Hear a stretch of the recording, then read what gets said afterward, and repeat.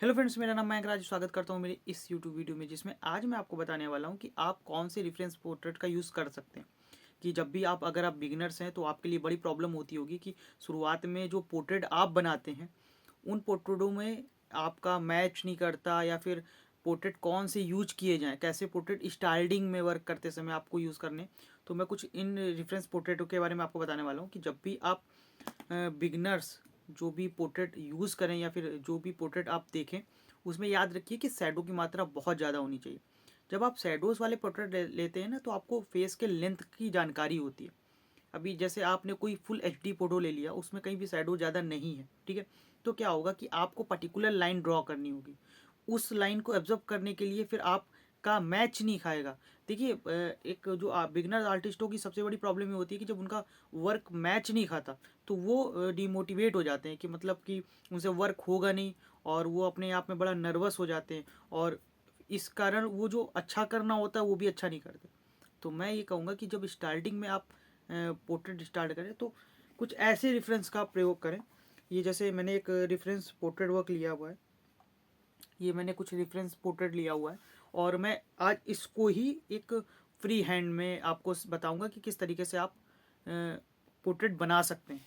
तो चलिए स्टार्ट करते। दो पेंसिलों को यूज़ करूँगा, एक होगा सॉफ्ट पेंसिल चारकोल में, और एक होगी नॉर्मल पेंसिल चारकोल की। मैं दोनों चारकोल की पेंसिल का यूज़ करने वाला हूँ, और एक चारकोल इरेज़र नॉर्मल होती है ये 50 रुपये तक की आपकी मार्केट में आ जाएगी, ठीक है। और ये 30-30 रुपये की आपको मार्केट में मिल जाएगी पेंसिल। और अब ये रेफरेंस पोर्ट्रेट जो आपके सामने है, ये चलिए स्टार्ट करते हैं और बताते हैं। देखिए, सबसे पहले हमको सिर्फ जो एक मैंने हमेशा बताया है कि हमको बिल्कुल रफली वर्क को देखना है। मतलब ये नहीं देखना, डिटेल पे मत देखना, जूम मत करिएगा। अपना एक फोटो का पहले एक ग्राफ फिक्स कर लीजिए। जैसे मैंने इस ग्राफ पे इसको फिक्स कर लिया, ठीक है। अभी मैं एक इसको बनाते समय इतना जूम नहीं करूंगा, उसको इसी एक पोर्शन में फिक्स कर दूंगा। अभी मेरे को जो फेस का स्ट्रक्चर है उसको इसी जोन में वो करना है, स्केच करना है, ठीक है। फिर क्या होता है, जब जूम जैसे बाई चांस आपने मान लीजिए थोड़ा सा नीचे का बनाया, उसके बाद जूम कर दिया, तो ऊपर का सिरा बड़ा बन जाएगा आपसे। तो उसको स्टार्टिंग में आप ऐसा करिए कि वो रेफरेंस के हिसाब से जब भी आप ड्रॉ करिए तो पोर्ट्रेट को बिल्कुल उसी फील्ड पे कीजिए, ठीक है।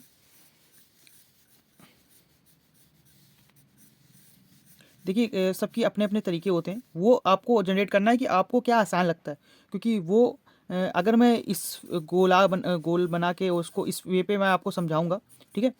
मगर जो स्टार्टिंग में होता है ना, वो इस फेस को ड्रॉ करने में उनको खुद अच्छा नहीं लगेगा, ठीक है। ये आप तब काम करिएगा जब आप कुछ पोर्ट्रेट को आपको ऐसा लगे कि आप एक स्टेप आगे बढ़ चुके हो, ठीक है। अपनी जब आप वर्क करने लगोगे ना, तो आपको खुद समझ में आने लगेगा। अभी जैसे मैं सिर्फ इसकी इनकी पग पे ध्यान दे रहा हूँ, और एक नॉर्मल सा रिफरेंस कि जो मेरे को पता चले इनका फेस का आकार हमको लॉक करना है कि हमको कितने फेस का ऊंचाई लंबाई जो हमको देनी है वो क्या होगी। तो मान लीजिए मैंने इनका फेस का ये एक पार्ट ये निकाल दिया, ठीक है। अब हम क्या करेंगे, पग का हमने आकार दे दिया, फेस का ये आकार दे दिया। अब आपको डिटेल बताते चलते हैं, ठीक है। तो सबसे पहले मैं पग को पकड़ता हूँ, इनकी जो पग बनी हुई है। तो अभी पग को इस तरीके से ड्रॉ करेंगे।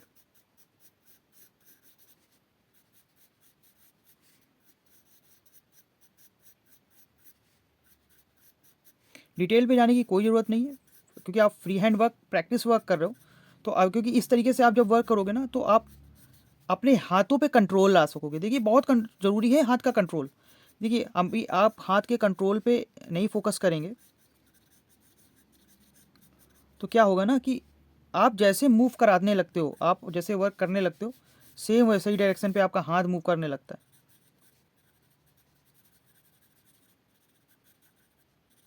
मैंने आपसे शैडो की बात करी थी। अब देखिए, आपको हाफ पोर्शन पे पूरा शैडो दिख रहा होगा, बिना कहे हम उसको,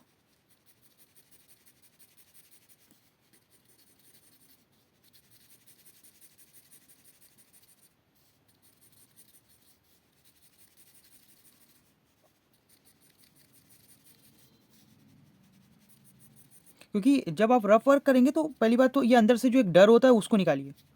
वो बहुत भयानक होता है आपके वर्क के लिए।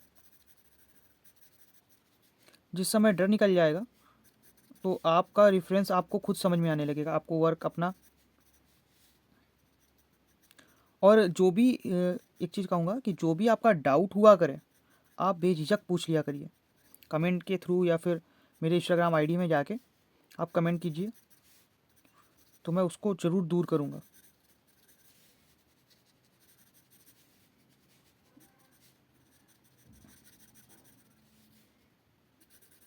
अभी सिर्फ नॉर्मल वर्क जो मेरे को जितनी दूरी पे फेस और शैडो, क्योंकि इसीलिए मैंने इस वर्क को चुना। कारण क्या था कि जब आप शैडो पे काम करते हो ना, तो शैडो के थ्रू आपको अपने वर्क का जो होता है ना कि एक आइडिया लगने लगता है।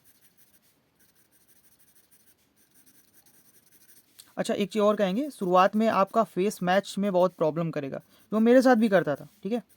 तो उसके लिए मत डरिएगा, क्योंकि जब आप धीमे धीमे बनाने लगेंगे ना, तो आपको आपको खुद पता चलेगा कि नहीं, वो होने लगा है, मैच होने लगेगा जब आप धीमे धीमे प्रैक्टिस करेंगे।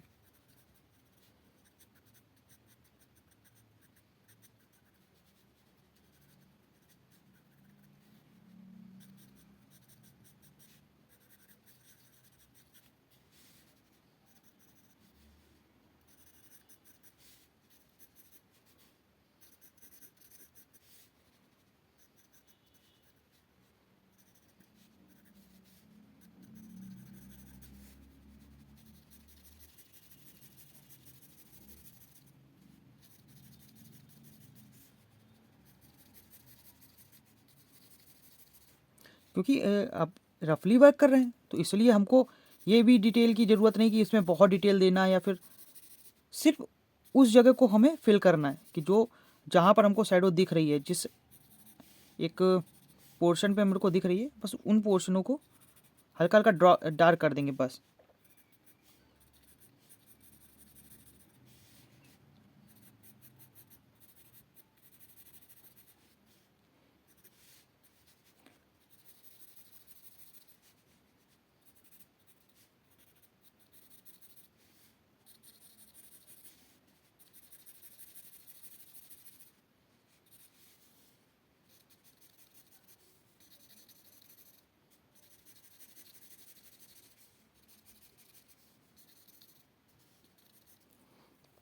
अब मेरे को जहाँ लगता है कि हाँ वो सॉफ्ट वर्क करना है, मतलब थोड़ी सी डार्क पेंसिल चलानी है, बस वहाँ वहाँ डार्क पेंसिल चलाएंगे।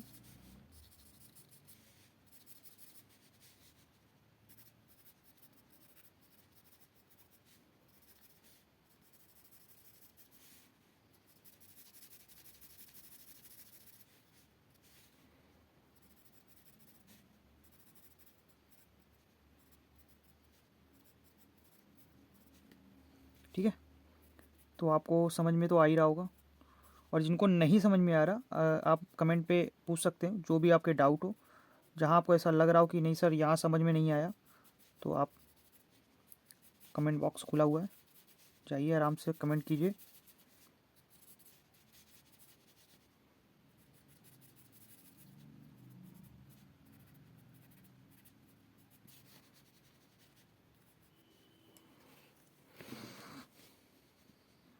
अभी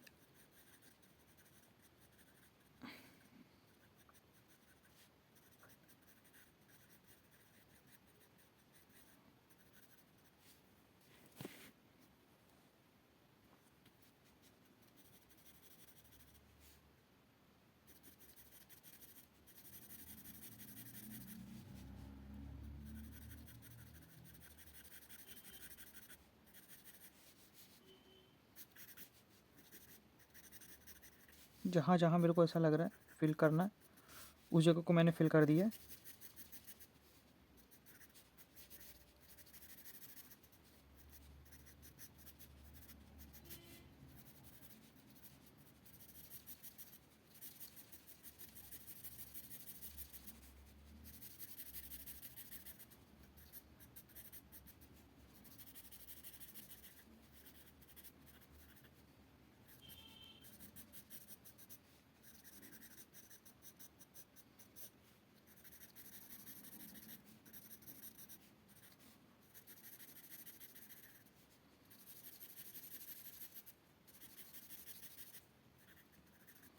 इस तरीके से कुछ वर्क आप निकालो, क्योंकि ये प्रैक्टिस है, और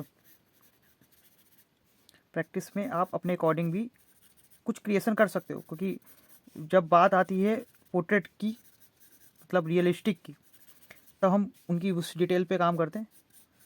बाकी अभी यहाँ पर सिर्फ एक फेस को किस तरीके से हमें देखना है रेफरेंस के हिसाब से।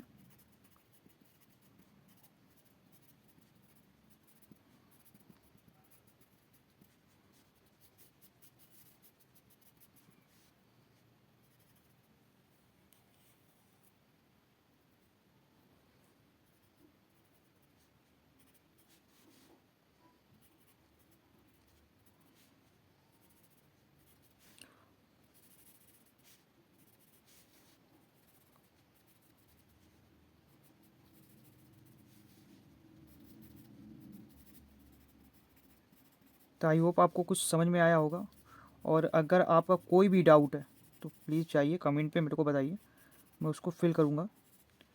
मैं कोशिश करूँगा कि आपके सारे डाउट्स बता सकूँ। और अगर आप नए हो तो प्लीज़ जाके चैनल को लाइक, सब्सक्राइब और शेयर कर दीजिए। Thank you so much.